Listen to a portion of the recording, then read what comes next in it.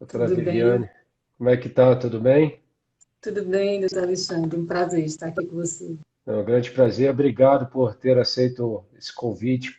A gente está batendo esse papo sobre um tema tão atual e que precisa ser discutido e principalmente para as pessoas entenderem um pouco mais do que se trata e saber, né, como é que está as tendências do mercado, o que está acontecendo. A doutora Viviane Guimarães, ela é uma advogada especialista em direito da saúde, daqui a pouco ela vai poder estar se apresentando, mas eu conheci ela através da TASE. Então, ela participou de um dos cursos da TASE e depois eu fiquei acompanhando ela e sempre observando, né, um ativismo muito grande relacionado a essa parte do direito da saúde e muito principalmente aí com pacientes que precisam de medicamentos de alto custo, principalmente na parte de doenças raras e doenças ultra raras. Então, a doutora Viviane já veio fazendo um trabalho super interessante, um trabalho bem com bastante conquistas nesse segmento, e ela vai contar um pouquinho essa história para nós aqui. E aí, doutora Viviane, só para eu fazer o meu disclaimer aqui, porque tem muitas pessoas que nos acompanham que trabalham na indústria farmacêutica. O nosso objetivo aqui, pessoal, não é estimular que as pessoas que são da indústria farmacêutica estimulem a demanda judicial. O objetivo definitivamente não é esse. O objetivo é a gente entender um pouco mais do que se trata a judicialização da saúde, quais são as causas que levam a isso, o que existe de fato de direito e quais são as diferentes modalidades. Então, doutora Viviane, eu peço agora para a senhora poder se apresentar e a gente começar a nossa conversa aqui. Então, vamos lá. Primeiro, eu quero muito agradecer, doutor Alexandre, pelo convite. Eu fiquei muito honrada, né, de ser lembrada e de ter recebido esse convite. Dar boa noite para todos, sejam todos bem-vindos. A gente vai conversar mesmo e fiquem todos à vontade. Se eu puder ajudar, tiver alguma dúvida, eu puder ajudar, vai ser uma satisfação, vai ser um prazer. Eu sou advogada, sou advogada aqui em Recife, mas eu advogo no Brasil inteiro, né? Depois do processo eletrônico, né, do PJE, é possível que a gente consiga demandar em outras capitais. A minha história, eu sou especialista em Direito Médico da Saúde e pós-graduando em Direito da Pessoa com Deficiência. E aí eu comecei a minha história com a advocacia médica, né, justamente no boom da síndrome congênita do Zika vírus, que aqui em Pernambuco esse foi muito forte. E aí a gente começou a prestar uma assistência ao pessoal e aí eu me apaixonei pelo direito médico. E depois eu conheci as doenças neuromusculares. E aí foi na época que apareceu o Spinraza, e aí estava aquela briga toda do fornecimento da medicação. E aí eu tive a sorte, né? Eu trabalho muito também junto à associação, de uma forma voluntária, que eu também faço muito voluntariado. E comecei a fazer um trabalho de parceria com a AME, e foi através da AME, né, que são os amigos da atrofia muscular, que é uma associação do Rio de Janeiro, que a Fernanda me falou sobre o curso de doenças raras, e aí eu fiz o curso, né, de doenças raras com Érica Camargo, acho que é isso o nome dela, É, e foi simplesmente sensacional. Eu preciso dizer, eu preciso registrar, eu preciso dizer às pessoas que vale muito a pena. Até hoje eu uso para embasar as minhas ações o material que a gente recebe, né? Porque a gente recebe material de vocês e de fato é um material muito rico e que faz muita diferença na advocacia. Porque a gente sabe do lado técnico, mas a gente não sabe, às vezes, do lado até da indústria, de como funciona, que a gente tem, às vezes, uma visão completamente diferente do que é. E esse material e o curso, de uma certa forma, abre os nossos horizontes e isso vai para a petição. Então, a gente consegue dar uma fundamentação mais técnica, mais legal para convencer o juiz. Assim começou a minha história com as doenças raras e hoje é assim o que me move, o que me faz levar a advocacia, a minha militância. Hoje eu sou um ativista social Sim. E essa é um pouco da minha história na advocacia. Bom, perfeito, doutora Viviane, obrigado por ter se apresentado. Vira uma causa, né, literalmente, esse envolvimento com doenças raras. E eu queria já entrar num ponto aqui que é super importante quando a gente fala sobre isso. A gente tem lá no artigo 196 da Constituição Federal, saúde é direito de todos e dever do Estado. Então, com base nesse texto, a gente entende que o Estado deve cuidar da saúde de todos, e ele acaba sendo até um texto que gera algumas interpretações, tipo tudo para todos, e a gente sabe que existe uma limitação orçamentária que é impossível tudo para todos. A gente gostaria que isso acontecesse, mas infelizmente isso não acontece. E aí, qual que, quando a gente olha a questão especificamente dos pacientes com doenças raras que precisam de medicamentos de alto custo, a gente tem um grande dilema que é o coletivo versus o individual. E como é que a gente trata esse cenário do tudo para todos, limitação orçamentária e o coletivo versus individual? Então, muito interessante essa sua pergunta, e é um questionamento que eu sempre me faço.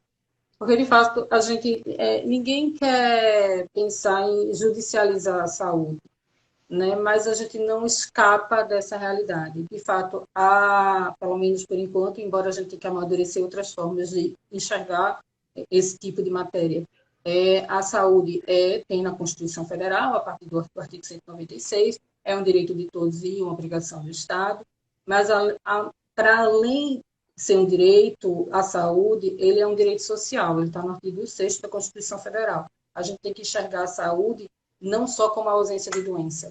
A saúde é muito mais do que isso, é o bem-estar social, é o direito à moradia, é o direito ao transporte, ao lazer, à alimentação, são outros direitos. Então, a gente tem esse conflito muito grande na justiça, que é justamente o direito, esse, o mínimo existencial com o valor, o que o Estado tem mesmo de recursos financeiros para dar essa amplitude de direito à saúde, né? E aí, de fato, hoje nós temos uma linha que norteia nossas demandas, que são julgados do STJ e o STF, né? A gente tem recurso repetitivo, e que eles são muito claros que tem direito à saúde desde que você preencha os requisitos, mas a gente vê que a tecnologia vem com muita força e que isso vai ser sempre dessa forma, porque a gente evolui, a medicina evolui, e a gente precisa começar a pensar em políticas públicas para tornar o sistema realmente sustentável, porque a gente sabe que a União, o recurso da União, ele é infinito, ele não consegue abarcar toda a necessidade que a gente tem de uma população enorme, como é a brasileira, e que cada vez vem crescendo a busca do SUS, porque o plano de saúde está ficando cada vez mais difícil dentro da crise que a gente está vivendo. Então, assim, precisa realmente pensar em política pública de como financiar essas demandas. O compartilhamento de risco que veio com o Inspirasa, que eu não sei se as pessoas conhecem, mas o compartilhamento de risco basicamente era trazer a responsabilidade do custeio de uma medicação de alto custo, tanto para a União, né, para o poder público, como para a farmacêutica, como até para a família. A família tem a obrigação de fazer aquele tratamento funcionar. Eu acho uma ideia, assim, maravilhosa. Talvez fosse um caminho. Sim. A portaria ela continua em vigor, mas a gente viu que não saiu do papel, por algumas questões jurídicas mesmo, mas é uma possibilidade, porque a gente nem o próprio advogado, que leva muitas vezes a culpa, porque dizem que a judicialização da saúde está aumentando por conta do advogado, a gente leva a culpa, mas não é, a gente tem um direito essencial, um direito de dignidade, pessoa humana, pilar da Constituição Federal, e do outro lado, um Estado que não consegue abarcar tudo isso, até também a administração de recursos públicos. Então, acho que é muito pertinente a gente levar isso para a comunidade como um todo, seja farmacêutico, seja médico, seja jurídico, pensar numa política É, para fomentar esse fornecimento de uma forma é, sustentável. eu concordo, eu já trabalhei com um produto que a gente tinha demanda judicial muito forte desse produto, e quando a gente olha, historicamente, esses produtos aí que viraram uma demanda judicial recorrente, eles geram impacto no orçamento e de forma extremamente imprevisível às vezes, né? Você já sabe ali que tem um tanto de pacientes que está utilizando. Então, ter uma estratégia de eventualmente buscar uma forma de incorporar essa tecnologia para mim faz todo sentido. Outra coisa que eu vejo que o Brasil talvez tenha que caminhar num determinado momento, que é uma coisa que particularmente não faz muito sentido para mim, é que a gente tem uma situação que às vezes o medicamento ele tem um registro na Anvisa, aí ele vai para a próxima etapa que é preço, tem dificuldade de pegar preço, Verdade. aí depois vai para uma próxima etapa que é a avaliação de comparação dessa tecnologia no SUS. Então, o que eu acho, né, minha opinião sobre esse tema, e é simplesmente uma opinião, é que determinadas tecnologias tinham que ter um processo que andasse em conjunto, em paralelo, porque não faz o menor sentido eu ter algo que está registrado e que não tem preço e que não tem acesso e que a gente sabe que a única forma desse paciente conseguir o medicamento é caso ele seja incorporado ao SUS. Então, isso talvez seja algo, olhando desse momento, muito distante, mas teria que ser feito alguma coisa nesse sentido, né? Porque não faz o menor sentido você ter um produto que está Verdade. registrado para tratar uma doença, só que o paciente não É, consegue ter acesso, né? e interessante que, falando sobre esse assunto, que o próprio, a lei que cria a Anvisa, ela coloca lá as competências da Anvisa. E a competência de verificar se um remédio ele é eficaz, se ele é, até o preço também é da Anvisa, se ele é eficaz, se ele tem Uhum. segurança, se ele tem efetividade.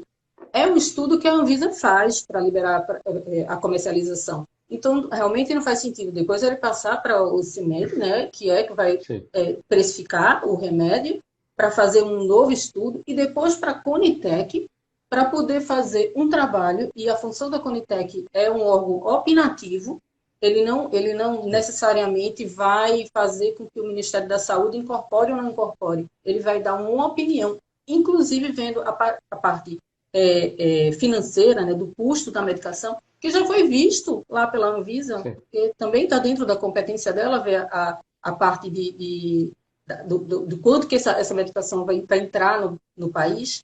Então, assim, você fica rodando num sistema que poderia ser simplificado, e nisso você vai precisar do ajuste da justiça, claro, porque aí ela vem para diminuir esse espaço, porque quem está com uma doença, especialmente se for uma doença rara, ela não tem tempo para esperar. Sim. Então, esse esquema que o Brasil tem, que faz parte do SUS, eu acho que eu também concordo, então uma opinião minha é que precisa ser revisado diante do avanço que tem a Sim. medicina, que tem as tecnologias, que tem né, a parte de internet. Então, assim, não vai fugir que o Brasil chegue a essa discussão. Sim, sim. Eu acho que isso, em determinado momento, tem que acontecer para avançar, porque a gente tem esses processos que eles funcionam muito de forma matricial e que geram dificuldade do paciente efetivamente conseguir ter o produto. E, doutor Viviane, agora entrando na questão para a gente entender um pouco mais da judicialização. Como é que funciona esse processo? O paciente, para judicializar alguma coisa, ele tem que ter uma negativa anterior? Sim, toda ação judicial, ela começa com base numa prova. E essa prova que vai produzir é o paciente que está querendo aquele tratamento ou aquela medicação. Então, a gente precisa ter uma negativa do órgão e precisa ter também toda a documentação. Então, você vai precisar de um laudo, esse laudo tem que ser um laudo fundamentado, um laudo que tenha um CID, né? Embora a gente saiba que a gente hoje não está ainda incorporado, mas seria o CIF, mas aí a gente pede o CID, que é o que está em uso. E aí você dá entrada no SUS, ou a negativa, você tem condição de dar entrada no processo judicial. Algumas Perfeito. demandas, alguns juízes até entendem, porque assim, tem matéria que não precisa nem da negativa, né? Que a gente já sabe que o Sim. SUS vai negar, não tem como. Então, a gente às vezes se aventura de entrar logo com a ação e depois botar a negativa, mas os juízes vêm cada vez mais pedindo que a gente apresente a negativa. Então, é importante, é melhor já entrar com a documentação correta. Perfeito. E quando a gente pensa na, na demanda judicial, eh, ela pode ser feita tanto pelo paciente quanto pelos responsáveis legais desse paciente, né? No caso Exatamente. de criança. Quando a gente vai pensar da seguinte forma: quando vai entrar com a ação, se for menor, ele vai ter que ser representado pelos seus pais. Então, basta a gente colocar a identidade, a certidão de nascimento, está tudo certo. Agora, se for uma pessoa maior, que ela já não tem a capacidade civil para tal, ela vai ter que primeiro fazer um processo de interdição ou de uma tomada de decisão compartilhada, que é pela LBI, para poder ela conseguir ser representada por algum um curador, um tutor. Já me perguntam muito. Não, meu filho já é maior de idade, mas não tem capacidade civil, mas eu tenho aqui uma procuração que ele conseguiu fazer, uma procuração pública. Posso dar entrada na ação? Não, não pode. Essa procuração pública ela não serve para a justiça. Então, se for uma pessoa que não possa responder por ela, ela tem que ter um procedimento anterior, que é de uma interdição ou uma curatela. Tá? E as ações, normalmente quando elas são movimentadas, ela envolve somente o medicamento, ou, por exemplo, no caso que tem produtos que precisa de um local para fazer infusão ou um determinado procedimento de aplicação, isso vai na ação também? Vai, doutor Alexandre, o que é que a gente pede? Quando a gente vai conversar logo com o paciente, a gente pede que o médico faça esse laudo fundamentado e circunstanciado. A gente sempre fala esse termo. É justamente pedir tudo que aquele paciente precisa. Tá? Porque muitas vezes a gente pede só a medicação e esquece que tem todo um procedimento para fazer antes e depois. Às vezes uma terapia, uma assistência de um médico especialista, e aí não está no objeto do processo. Então a gente não vai conseguir incluir aquilo depois, a não ser, a gente pode até tentar, desde que a outra parte concorde, e quase sempre a União não vai concordar. Então, quando você entra com a demanda, você já pede tudo, todo o tratamento, tá? Agora, o que é que a não ser que o médico peça, o que é que a gente orienta? Não, vou fazer infusão no estabelecimento X. Se o médico não falar o estabelecimento, apenas tem que ser no hospital. A gente pede no hospital, porque depois o cliente ele vai poder escolher onde vai fazer. Se eu colocar a ação, tem que fazer no hospital X, ele só vai poder fazer ali. Depois, para trocar, é bem mais difícil. Mas é interessante colocar tudo, o que, a princípio, vai precisar para o tratamento, para a medicação. Tá. E o paciente que não tem recursos e que precisa da justiça gratuita, qual que é o caminho que ele deve buscar? Então, para as pessoas que não têm condições de pagar um advogado particular, a gente tem a Defensoria Pública, certo? Então, o caminho é buscar a Defensoria Pública, é o papel da Defensoria Pública acolher realmente quem não tem recurso para pagar o advogado particular. Mas a gente, às vezes, tem também associações, ONGs, que prestam esse trabalho assistencial. Então, você pode conseguir também. E alguns advogados também trabalham o que a gente chama pro bono, que é no final da ação, o cliente vai fazer o pagamento do trabalho do advogado. Mas,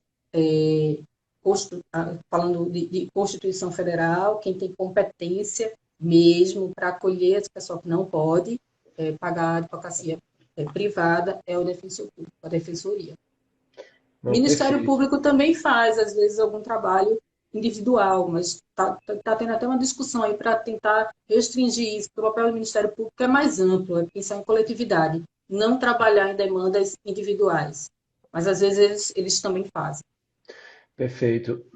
E uma vez tendo a decisão do judiciário, qual que são as formas de decisão? É, tutela antecipada, sequestro de verba? Como é que funciona essas decisões? E o tempo que normalmente demora essas decisões? Então, nessas ações de saúde, que sempre são ações que são de urgência, então a gente sempre pede uma tutela antecipada, que também é conhecida como liminar. O pessoal, não, eu quero uma liminar, doutora, eu quero uma liminar. Então, a liminar, que é a tutela antecipada, ela significa a gente antecipar o resultado do processo.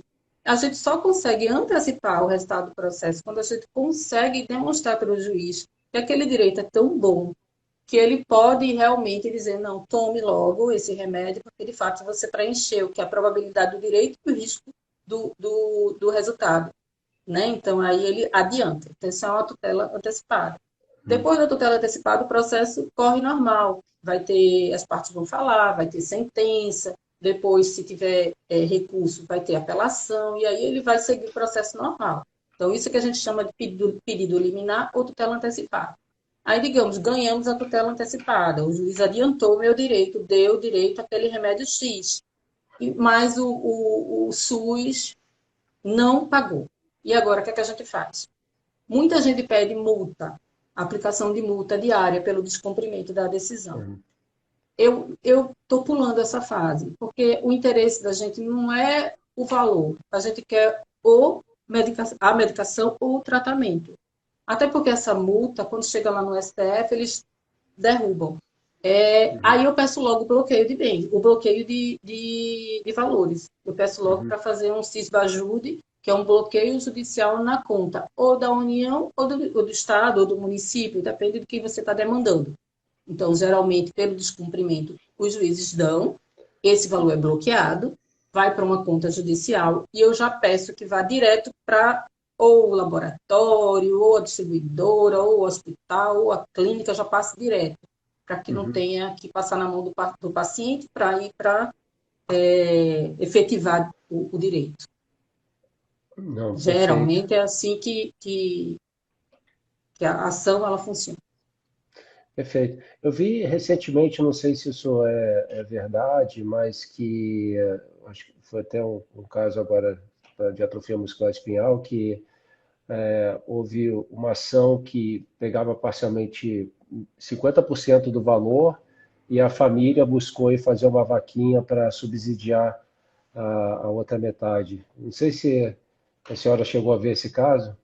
Sim, sim, isso está acontecendo muito. O que acontece? A gente.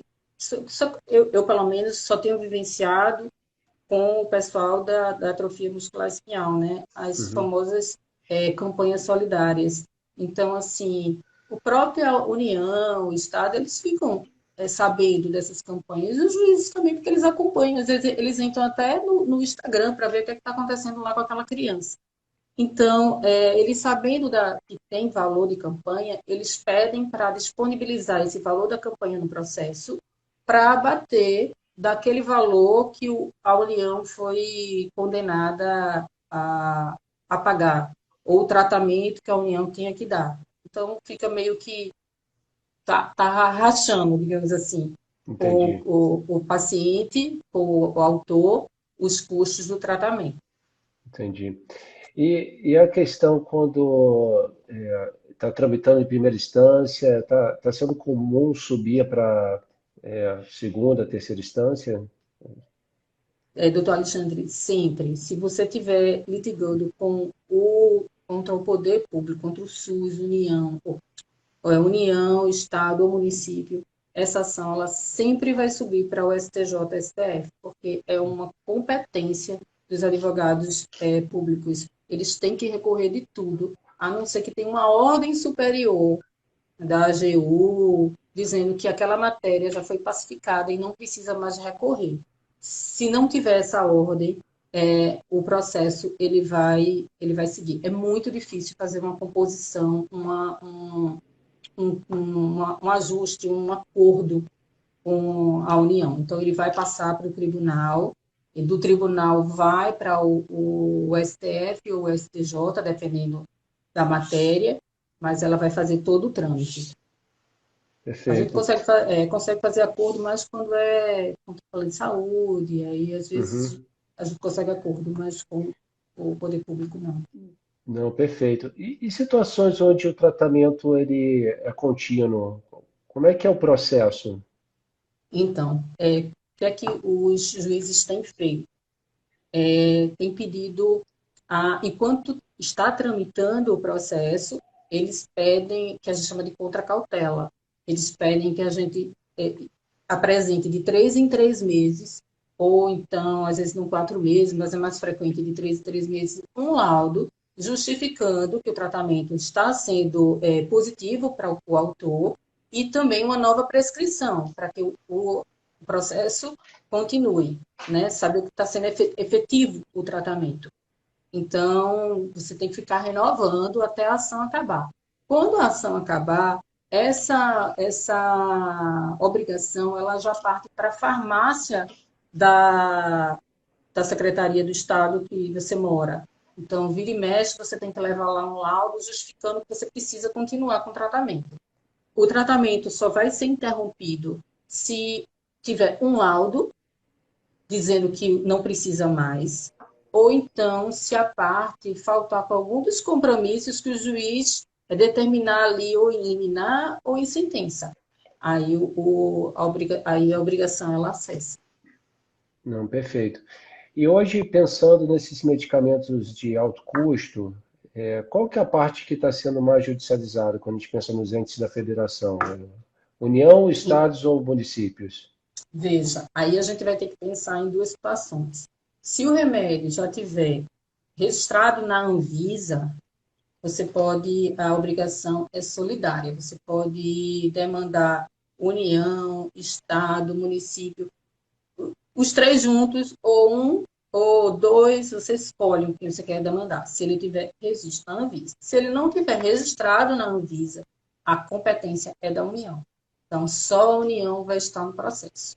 Então, a gente primeiro precisa saber como é que está a situação junto à Anvisa, para saber a competência.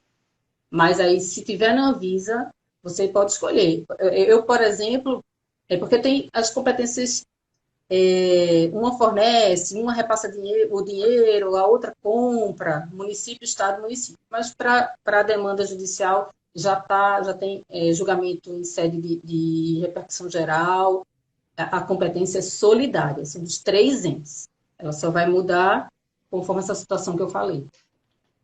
Não, perfeito, porque a gente tem situações de municípios aqui no Brasil que são municípios muito pequenos, de 10, 20 mil habitantes, e que às vezes não tem capacidade financeira efetivamente para subsidiar um tipo de tratamento desses aí de mais alto custo. E numa situação dessa, quando a gente se depara com uma dificuldade, existe um entendimento que é melhor, né, buscar uma judicialização do Estado ou da própria União?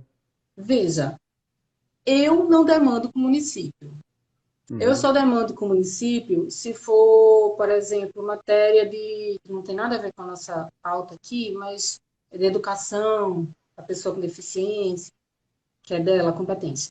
Mas, uma parte é dela. Mas a questão de medicação, principalmente se for de alto custo, até home care, por exemplo, eu não demando o uhum. município, eu só demando o Estado e a União. Porque o município, de fato, ele não tem recursos, ele não tem caixa para isso. Então, vai ser mais um ente para você brigar no processo. Em vez de você fazer, por exemplo,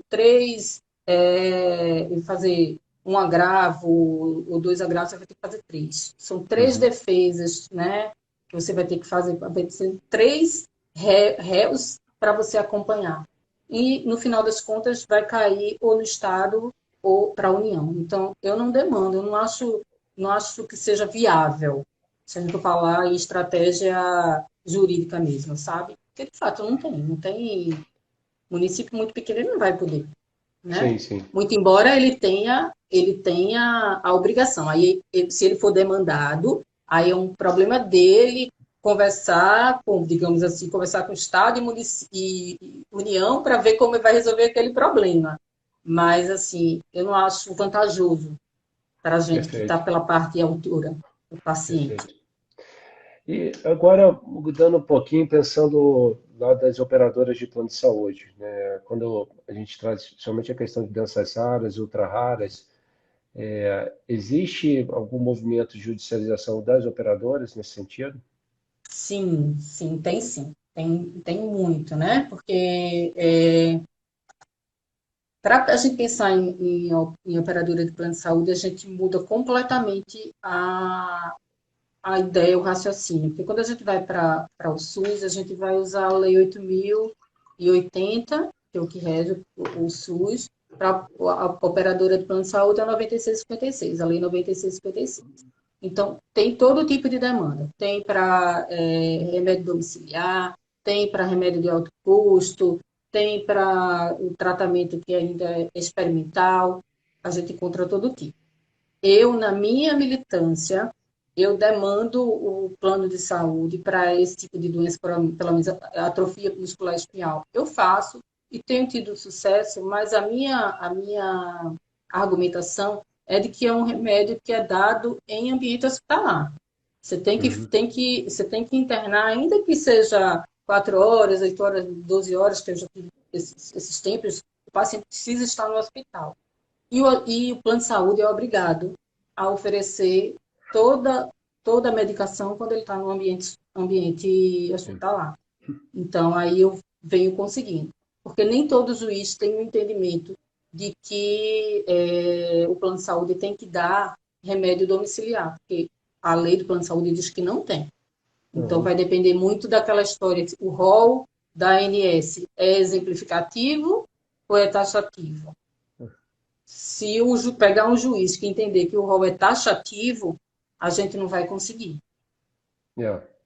Tá Aí tendo, tá tá tendo tendo até um debate agora, né, com relação a isso. isso, tá tendo É. julgamento que não é repetição geral, não é repetitiva ainda, é um embargos ainda no RESP, mas ele vai mostrar para a gente qual é o entendimento da maioria do tribunal, porque a gente tem uma turma que é muito forte, que diz que é exemplificativo, que aquele rol ali é exemplificativo, e tem uma turma que diz que é taxativo, e às vezes conflita demais. Teve um caso até de atrofia muscular, e foi uma guerra, a gente conseguiu ganhar, mas que conflitou justamente isso, essas duas turmas. Então, a gente está aguardando ainda o posicionamento do STJ. Eu, particularmente, acho um absurdo que seja exemplificativo. Uhum. Não porque eu estou do lado de cá, né? Estou pelo lado do paciente, mas porque eu acho que a medicina evolui muito rápido. Eu acho que a tecnologia está muito aí, a terapia gênica está com todo o gás, a gente tem o estudo do DNA do brasileiro, então você vai dizer que é taxativo um rol, só se você revisar anualmente. Eu até com relação a isso, eu gosto muito de comentar, porque quando a gente olha a ciência eu gosto de comparar ela a uma Ferrari, ela está a 300 por hora, muito, muito rápido. Então, a tecnologia ela surge muito rápido. Quando a gente olha para várias doenças, a gente viu a questão agora, inclusive, da vacina do Covid, né, que nunca surgiu Sim, uma tecnologia tão rápida, que foi uma coisa extremamente impressionante. E quando a gente olha para o sistema de saúde ele está andando, mas ele é um Fusca. Ele não consegue acompanhar a Ferrari. Então, eu acho que esse equilíbrio é muito difícil de acontecer, porque muitas vezes uma tecnologia está sendo incorporada no sistema de saúde, e 6 meses depois sai uma tecnologia melhor do que aquela.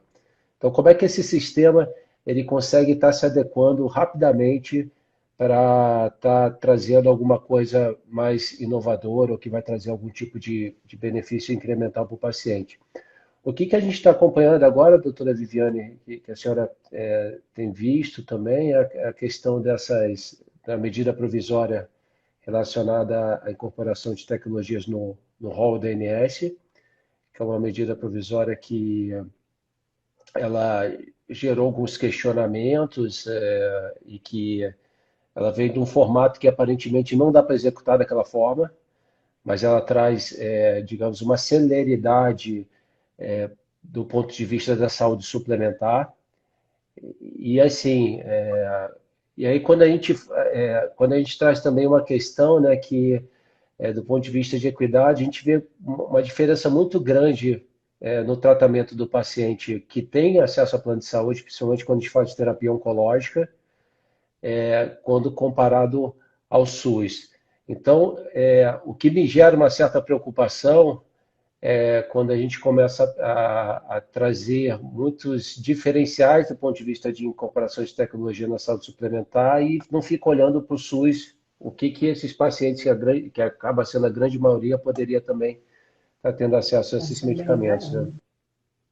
Verdade, tem esse viés, muito embora os planos de saúde, doutor Alexandre, nas suas defesas, eles sempre tentam jogar a responsabilidade de todo o tratamento para o SUS, né? Eles falam que é uma saúde, que é eles são suplementar ao sistema de saúde brasileiro e que é uma tese que ela não prospera, Uhum, porque existe inclusive uma lei que diz que quando você tem um plano de saúde e usa o produto do SUS, o SUS pode pedir o ressarcimento daquele custo ao plano de saúde.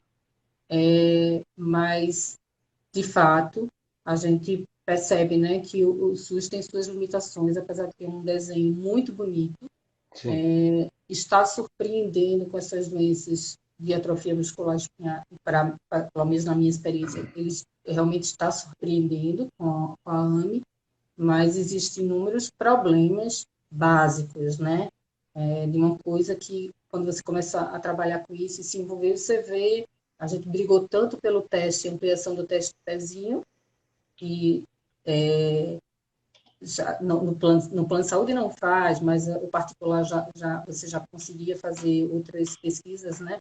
E aí a gente conseguiu aumentar o teste, ampliar o teste pezinho, mas aqui no Norte e Nordeste, as pessoas, as mães, as crianças não estão nem recebendo o resultado do teste pezinho, Uhum. né? Então, É, assim, o que adianta você ampliar um sistema se o básico aqui no Norte e Nordeste não está funcionando?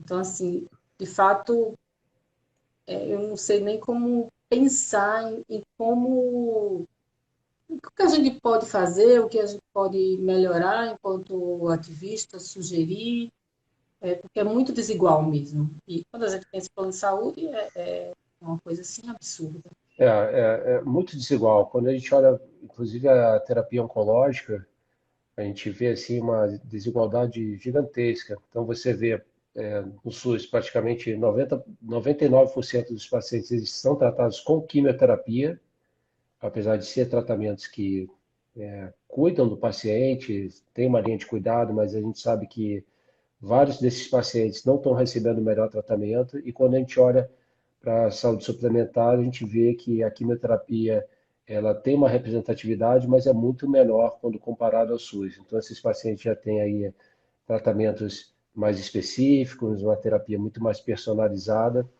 e que uma desigualdade muito grande.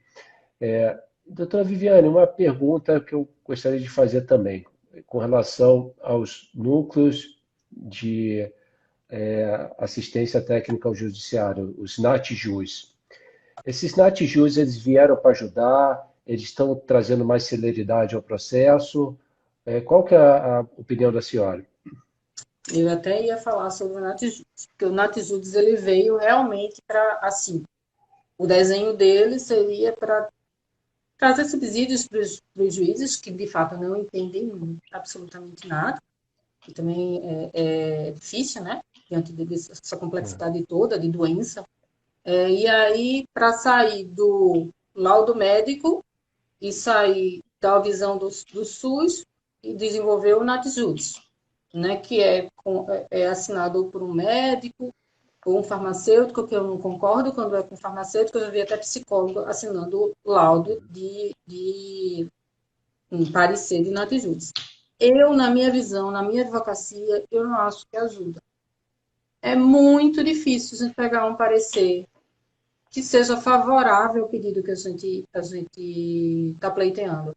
Às vezes, a fundamentação vem toda legal, toda bonita, é eficaz, é seguro, é urgente? Não, não é urgente. Para um bebê que está precisando de um remédio urgente, ou uma pessoa que está com problema oncológico.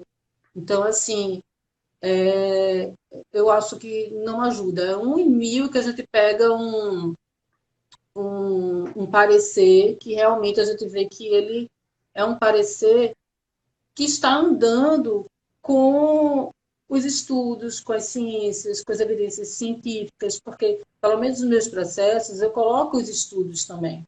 Eu Uhum. sempre boto a fonte daquilo para o médico, eu sempre peço, inclusive, para os médicos, mande o laudo, mande também já com os estudos, porque isso vai vir para o processo. E aí a gente vê uma disparidade dos NATs, sabe? Então, eu não acho que ele vem ajudar, não. Sinceramente, na minha experiência, para mim parece que ele está sempre litigando em favor do poder público.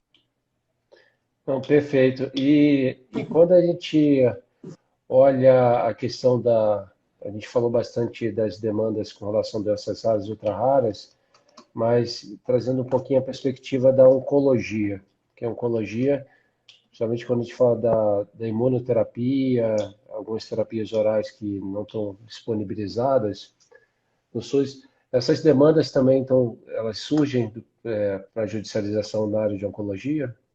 Surge, surge bastante. Da parte de oncologia, eu já não tenho tanto processo contra a SUS, é mais contra plano de saúde.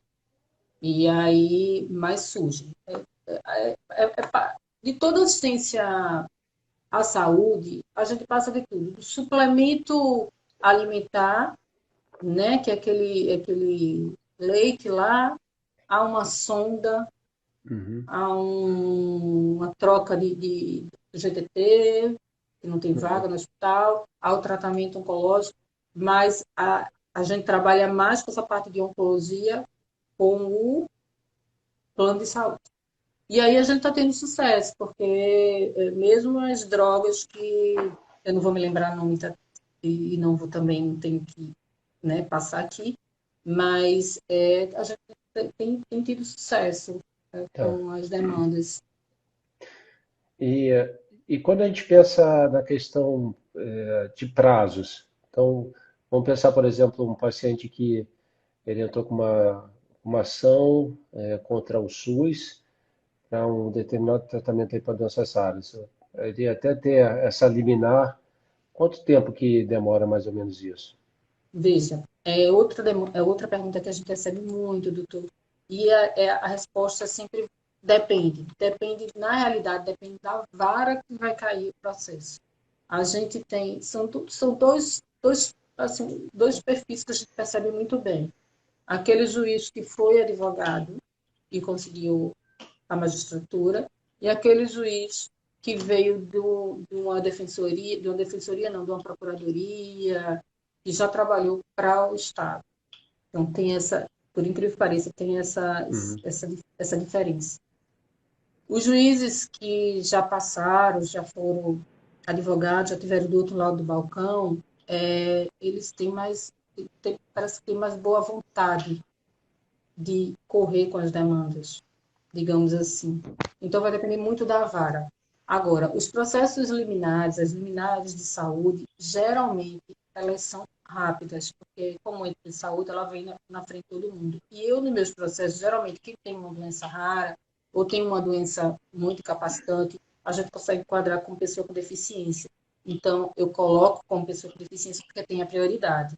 Então, eu já tive, por exemplo, liminar que foi deferida em 2 horas, como eu já tive liminar que passou 4, 5, 6 meses de ter que ter todo dia na porta do juiz para sair essa liminar. Então, vai depender muito da vara com que sair o processo. Então, Geralmente, em média, se for para dizer em média, está saindo hoje, em uma semana, mais ou menos isso. Eu tenho não, até receio de É, Falar em data, é que a gente se sim, surpreende demais. sim.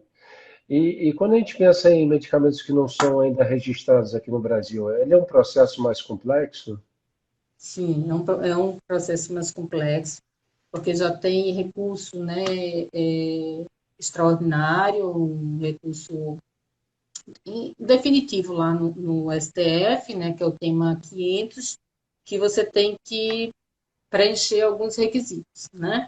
Para você conseguir essa medicação tem que estar aprovada em outras agências equivalente à nossa Anvisa, né?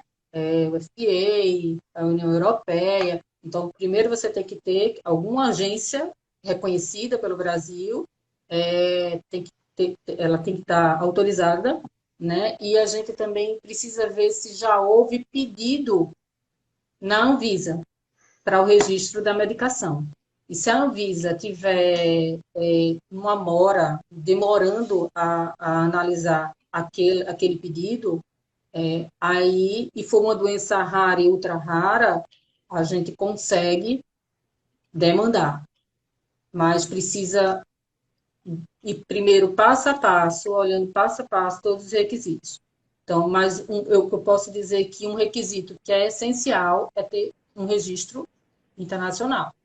Uhum. Então, aí, esse é o primeiro requisito para poder a gente tentar essa medicação no Brasil. Aí você tem que ver o laudo, você tem que ver a capacidade financeira da família, se não tem, se não pode dar, mas esses são mais tranquilos. Mas é uma demanda um pouco mais difícil, porque os juízes são mais resistentes. Eles dizem que é uma droga experimental. Não, Aí eles perfeito. vêm. Ah. E a doutora já teve alguma experiência com canabidiol aqui no Brasil? Veja, acompanhei, tô ainda para entrar com ação, tá? Aí já tudo prontinho para a gente dar entrada. Na realidade, o que eu acompanhei aqui no Brasil foi o plantio, não é uma ação minha, não é uma ação do escritório, mas a gente acompanhou uma associação de mães que não desejavam só comprar o óleo, né? Eles queriam produzir, elas conseguiram, e agora posso dizer que eu vi, assim, muita melhora nas crianças, né? Assim, crianças que tinham muita convulsão e reduziu muito, muito as convulsões. Mas eu acho que para a aquisição do remédio, não sei se a gente vai encontrar uma resistência tão grande, não. Agora, acredito. Depois eu te falo. Não, perfeito. Eu também trouxe aqui vários assuntos que eu acho que foram muito válidos para o pessoal para conhecer um pouco mais como é que funciona. A gente sabe que a judicialização da saúde é uma realidade. O Brasil é um país que ele trata desse tema com bastante frequência, é um dos países do mundo que, inclusive, mais tem judicialização. É importante a gente entender, como eu falei no começo, e só para repetir o que eu comentei para quem entrou posteriormente, o objetivo aqui não é estimular a demanda judicial, é a gente entender o que é isso, mas não para ficar estimulando isso. E a demanda judicial é uma demanda que é feita pelo paciente, né? Então, o paciente que, ou o seu familiar, ou o seu responsável, que toma essa decisão. Então, isso aí não tem que ser estimulado, ele que tem que ter esse entendimento que deve, de alguma forma, estar buscando o direito que ele acredita ter. E para isso que existe o direito, existe escritórios que suportam e apoiam esses pacientes a partir do momento que eles entendem que devem estar buscando o seu direito. Doutora Viviane, eu queria agradecer muito a presença da senhora aqui conosco. Ter uma especialista nesse assunto, para nós aqui, é uma riqueza muito grande, porque a gente ouve falar, entende um pouquinho, mas não consegue entender esses detalhes maiores que a senhora trouxe aqui para nós. Eu queria pedir que se pudesse deixar algumas mensagens finais aí para quem nos acompanhou até agora, antes da gente estar finalizando, por favor. Ok. eu quero novamente, doutora Alexandre, agradecer o convite. Foi muito bom, é um tema que eu amo falar, eu realmente adoro, e é uma honra participar aqui de uma live no Instagram de vocês. Agradecer a todos que ficaram conosco, me colocar desde já à disposição, que precisar de informação ou aprofundar algum tema que eu possa ajudar, estou à disposição. De fato, direito saúde é direito de todos. A nossa Constituição é uma Constituição cidadã, que preza pelo bem-estar da pessoa. Um dos nossos pilares é a dignidade da pessoa humana. Então, independente de fato, ninguém quer judicializar, mas ninguém também tem culpa de existir tecnologias que são inalcançáveis, e se tem um sistema que se propõe a garantir esse direito, a gente, como cidadão, tem que fazer uso disso, mas eu acho que a gente precisa, sim, em todos os lugares, pensar em forma de amadurecer modalidades de tornar o sistema sustentável, né? Isso vai ter que ser uma coisa colaborativa, tem que ser de todo mundo, pensar junto, pensar em coletividade mesmo, para a gente conseguir achar o caminho. E que a gente. Direito é tudo, né? Assim, a gente tem que fazer o uso do direito. O direito está aí, está posto. Então, buscar conhecimento e buscar o direito quando for preciso. Essas considerações que eu tenho a dizer e colocar mais uma vez à disposição. Agradecer a todos. Perfeito, doutora Viviane, muito obrigado aí pelas palavras finais, pela gentileza de estar conosco compartilhando seu conhecimento e agradecer também a todos que nos acompanharam para entender um pouquinho mais desse assunto.